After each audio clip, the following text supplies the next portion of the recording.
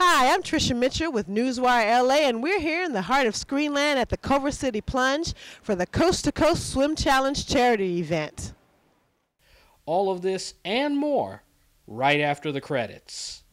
Right here? Huh? Roberta, this water is cold.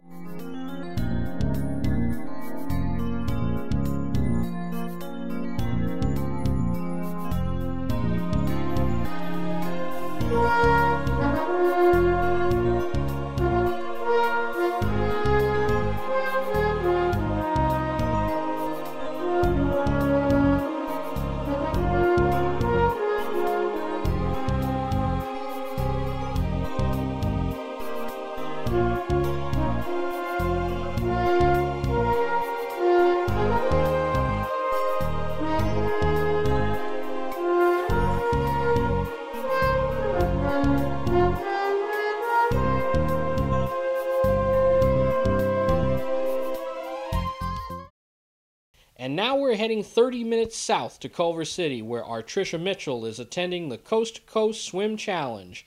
We're at Culver City Plunge on this Sunday morning. This event is put on each year by the LA Tri Club and is meant to generate as much money as possible to provide free swim lessons to thousands of disadvantaged LA kids. And those who have benefited are not limited to just children. On this day, we see swimmers with physical disabilities and those with mental challenges as well. We're about to learn more about this event as we head poolside with our Tricia Mitchell, who's joined by the LA Tri Club's co-founder, Larry Turkheimer.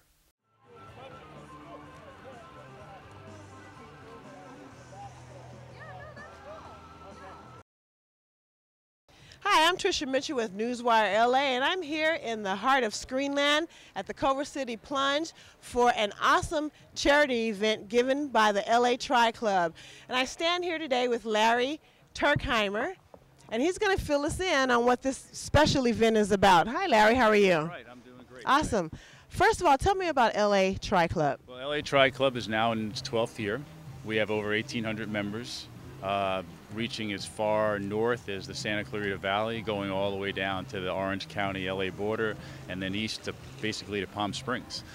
We started the club 10 years ago as a small group of guys and women who wanted to do triathlons but wanted some camaraderie and go to events, so we knew who was there and we were doing it together. And since that time when we started, we're now, like I said, over 1,800 members and continue to grow every year with the support of great sponsorship and all the races that are going around. So we organize things for all of our club members, from runs to swims to bike events, so that people can do together wherever they live in Los Angeles County.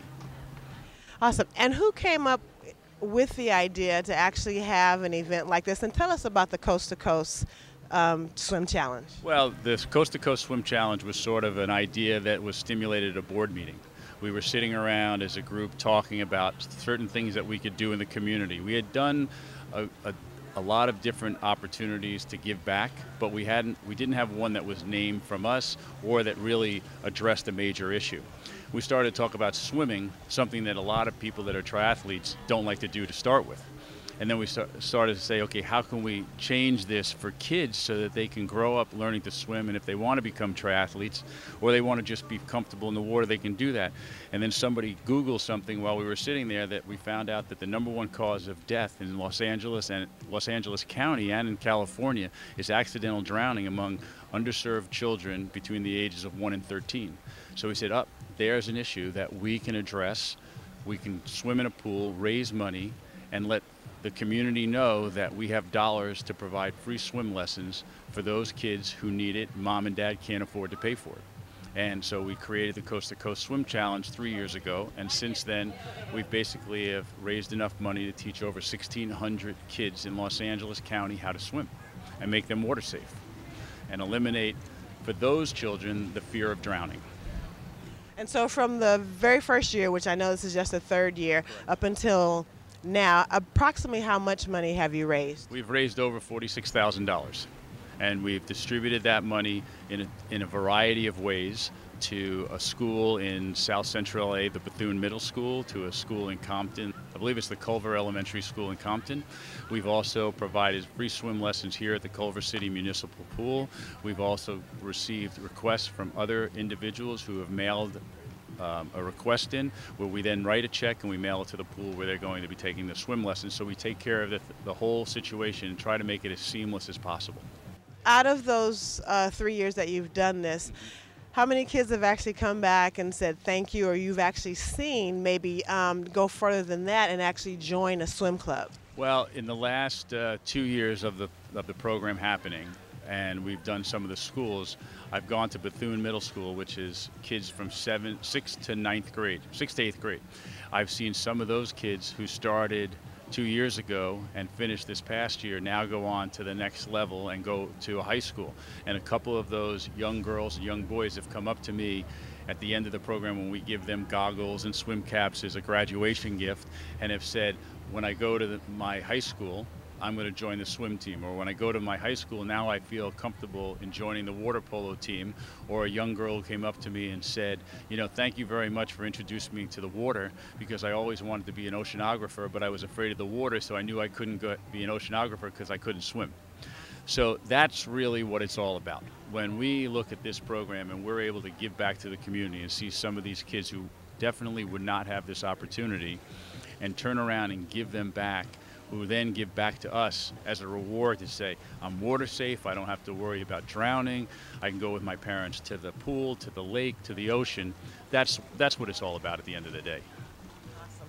So if someone wanted to get further information, tell us how they can reach LA Tri Club as well as the Coast to Coast Swim Challenge. Well, there's two ways to find out more information. They go to the LA Tri Club website, and on there's a place that states about the Coast to Coast Swim Challenge. They click on there, and then it'll take them to the Coast to Coast website.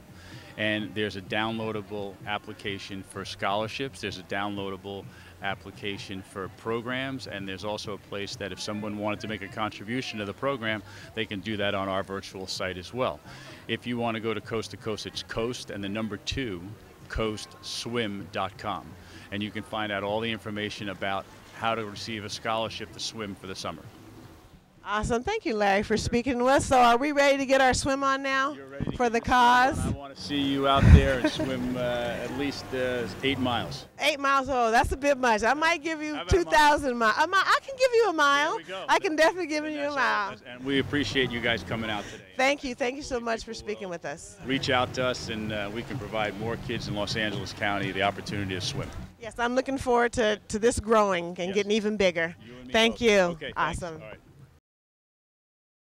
Hi, I'm Tricia Mitchell with Newswire LA, and I'm standing here with the great Gary Hall Jr., former Olympian of 3 different Olympics, correct? That was 2000? 96 before that, and 2004 too. And 2004. I should know that, being a swimmer. Shame on me. It was a long time ago. Right. However, he is here today to support this great event. But Gary, tell us why you feel it's most important for kids to learn how to swim.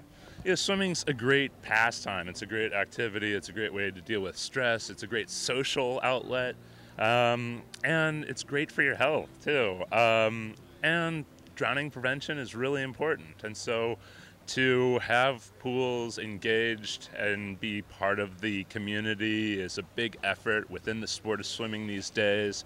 And it's a really important one too, because if we can just save one kid from drowning, that's really important stuff, right? Yeah, I completely agree.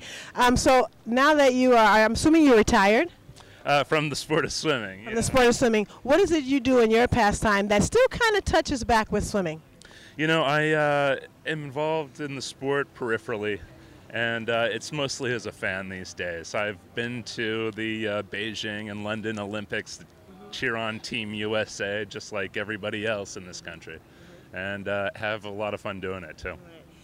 Can I take you back to that time when you were a little kid on the deck, your first time learning how to swim? What was going through your mind, if you can remember? Because I know it was a long time ago, but tell us what was going through your mind then. You know, I was born into a swimming family. My father was a really successful swimmer. He swam in 3 Olympics. So I learned how to swim before I could walk, and you know, swimming was always part of my upbringing and a second home, and that's really what enabled me to be a successful competitive swimmer later in life. But having that familiarity with the water and the pool environment. So what you're saying is, for you, there really wasn't a fear, unlike the kids that aren't taking swimming lessons right now. So what would you say to those kids who may have that fear and don't necessarily want to take swimming lessons? What would you say to them? You know, it is just that. It is fear. And if you're able to confront that fear, there's great rewards associated with enjoying water activity. No matter where you go in this world, there's a body of water that's nearby, and to be able to open that up, it's like opening up a whole new world. And that getting over that initial fear, I understand that, but the reward is great. Awesome. So tell our audience, not just the kids, but adults too, because there are adults out there who haven't had swimming lessons. They're afraid of the water as well. Tell them why you think it is important for them to become water safe. Well, safety is an important thing, right? Who knows what situation may present itself where you need to jump in and rescue somebody else. You know, going through those steps, and they're not difficult steps. With some consistency, even if you've gone your entire life without knowing how to swim, you can learn. It's not too late. And so get engaged, visit the pool, and take that first bold step. Sign up for some swim lessons. Right. It can be a lot of fun. Like I said at the beginning of the interview, swimming is a social outlet as well. And not only do you feel good about the social engagement that you experience with other people on the team and the environment, you feel better about taking care of your health too. Thank you, Gary, for speaking with us. It was such a pleasure, and thank you for coming out to support this great event. All right. Awesome. Can I give you a hug? Oh, yeah. Keith, thank you for joining us. Please tell us why you chose to participate in this charity event. Well, what it is, I really believe it's a good cause to teach kids how to swim. It's very important. I've had personal friends drown, and so it it sort of hits home. As a child, I took swimming lessons with the Department of Parks and Rec, and so I got swimming lessons there. It was fortunate. It was paid for, by the city, and this program I think is great. If it saves the life of one child, what can you say? Especially, like I say, if you've lost somebody to drowning. But I think it's a great program. Larry and Paul started this club a long time ago. My membership number was 47, and there's over 1,000 members now, so it's going strong. I've been around the water all my life, surf still, do 2-mile swims, open water swims. Waikiki rough water swim. I could never understand why they said Waikiki is rough water. Hawaii has a reef around it, so when you're at Waikiki Beach, it's real calm. But when you're outside swimming in this, you're out past the reef in the blue water, and it's like where the ocean liners are, so, it makes a difference. But I think it's important for kids to get comfortable with the water. And so anything that, we can do to help this program, I'm all for it. Now, back to when you said that you learned how to swim at the local Parks and Rec and they paid for it. How old were you when you took swimming lessons? I was probably 8 or 9 years old, so that's, like over 60 years ago. Right. Yeah. Okay. And when you took that first swimming lesson, do you remember what you were feeling like? Yeah, it was pretty apprehensive. You're thinking, are you going to be able to stand up in the water, and is it going to be over my head? Those are things that, I can remember about that. And I've seen some of the kids from previous programs swimming, and I think it's really great. And can you tell us how important it is for the kids to not allow that to keep them from taking swimming lessons? I think that once that they realize that the pool is, they'll start out in a shallow area where they're able to stand until they're comfortable enough to start swimming. And I think that with a patient instructor, that they'll overcome any initial fears. And I think that once you get a group of kids in the water, they start playing and having a good time, I think that that initial fear will disappear. And it's really a great program. And the thing about swimming, you can continue it for, you know, how long ever, because it's really low impact on your body. It's you don't tear up your knees. You know, you can swim, you know, comfortably. I'm 68 going on 69 and have no problem in the water.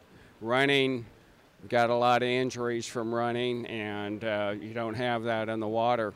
I'm glad you told us your age, because I was actually going to ask you.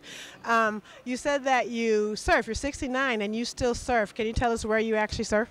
Well, I surf all over. Right now I like to surf Malibu and I like to surf Ventura, and have surfed in Hawaii. I like to go back and actually live in Hawaii, because the water over here in the wintertime is pretty cold.